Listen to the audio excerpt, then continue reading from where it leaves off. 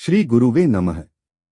मित्रों, आज हम यहाँ पर कटु सत्य के विषय में चर्चा करेंगे। कटु सत्य तंत्र शास्त्र कोई अनियमित या ऊटपटांग कल्पना नहीं है, वरन शब्द हेतु तथा विज्ञान द्वारा गुढ़ निश्चित निखिल शास्त्र प्रमाणित एवं सर्वसिद्ध विधाय तंत्र कहलाती है और इसमें व्यवहारक मंत्र 20 श्रुति की ऋचाओं के स्वर व्यंजनादि अक्षरों के क्षेपकांक जो श्वेत रक्त श्यामादि विविध महाविधाओं के आधार पर दुर्दृष्टा ऋषियों ने विशेष नियमानुसार निश्चय किए थे, परस्पर जोड़कर यथोक्त अंक द्वारा सविधि संस्कार करते हुए शेषांकों से फल स्वरूप निकाले जाते हैं। यथा प्रसिद्ध ब्रह्म गायत्री ऋचा के आधपद तत्सवितुर्वरेण्यन से अ भर्गो देवस्य धीन्हि से उ धियो यो न प्रचोत्यात् से म। इस प्रकार मंत्र के पदक्रमानुसार बीजाक्षर अ प्लस उ प्लस म होने से उसका बीज मंत्र ओ 3 म निकलता है।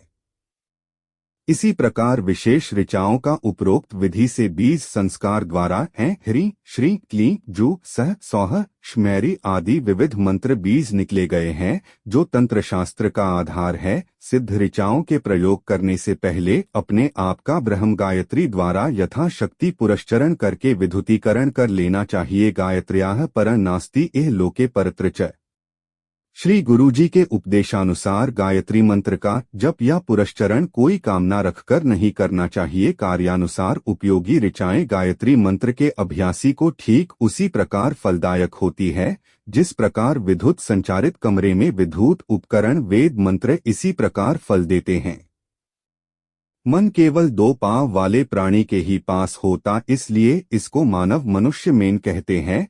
केवल मनुष्य का ब्रहारंधम ब्रह्मांड की तरफ होता है। मानव शरीर में मन, आत्मा 5 प्रकार के प्राण और परमात्मा का सूक्ष्म अंश हमारे आधुनिक साधु संत कहते हैं कि मन को पकड़ो, आत्मा का पता चल जाएगा और फिर ब्रह्मा दर्शन हो जाएगा। अब कैसे पकड़ेगे मन को? उपदेश देने उन परम पूज्यों में किसी विरले को ही पता होता है शरीर में मन का स्थान कहाँ है। एक बहुत बड़े संत मैंने भी पूछा था कि मन कहाँ होता है, तो उस महान साधक का जवाब था कि लिंग को मनसा कहते हैं, यही स्थान है मन का। बस मुझे एहसास हुआ अब यह ये बताने वाले हैं।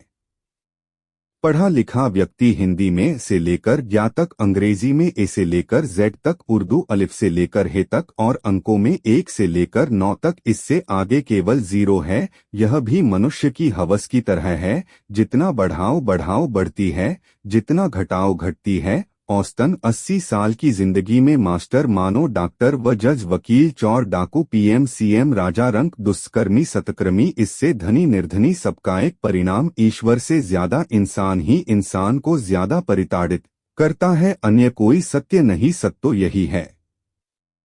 जन्म कुंडली में उपर्युक्त बताए गए एक या अधिक योग बनते हों तो कुंडलिनी जागृत करना अधिक सरल रहता है। जन्म कुंडली में अग्निया वायु तत्व की राशि में राहु पड़ा हो तो दैवी शक्ति प्राप्त करने की तरफ व्यक्ति खूब तेजी से आगे बढ़ सकता है, ऐसा माना जाता है। ऐसा व्यक्ति कोई सिद्धि भी प्राप्त कर सकता है। किसी सत्पुरुष संत से दीक्षा लेने के लिए गोचर में शनि और चंद्र अनुकूल स्थिति में होना आवश्यक और महत्वपूर्ण है। दीक्षा के समय गुरु और शुक्र सूर्य के साथ युति न करते हुए होना चाहिए।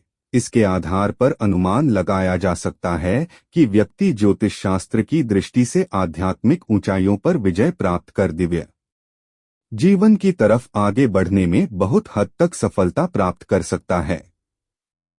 हम और हमारे शरीर से बाहर फैला विराट विश्व है। इससे अनुसार व्यवहार करना, लेन देन करना, सामाजिक होना अथवा पारिवारिक होना हमारे कर्म की सीमाएं हैं। इसके बगैर हम चल नहीं सकते हैं। लेकिन हम सही कर रहे हैं या गलत कर रहे हैं, ये सवाल सदा ही एक चेतन मनुष्य के सामने मुंह बाएं खड़ा रहता है। ज्योतिष इसमें हमारी मदद करता है। ज्योतिष वेद की आंख है और इस विराट विश्व को इसकी गहराई तक देखने की क्षमता देता है। हम यह भी कह सकते हैं कि वेद इस विराट विश्व का वर्णन है और ज्योतिष के चश्मे से हम इसे देखते हैं।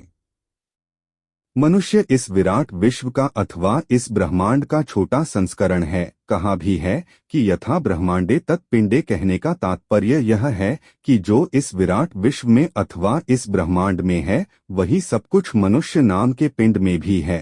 इसलिए मनुष्य जब ज्योतिष से इसे नहीं समझ पाता है तो वो अपने अंदर झांकता है और फिर उसे अपने अंदर ही विराट विश्व के दर्शन होते हैं। अगर आपको यह वीडियो अच्छी लगी हो तो कृपया इसे लाइक व शेयर करें व चैनल सब्सक्राइब करें। धन्यवाद।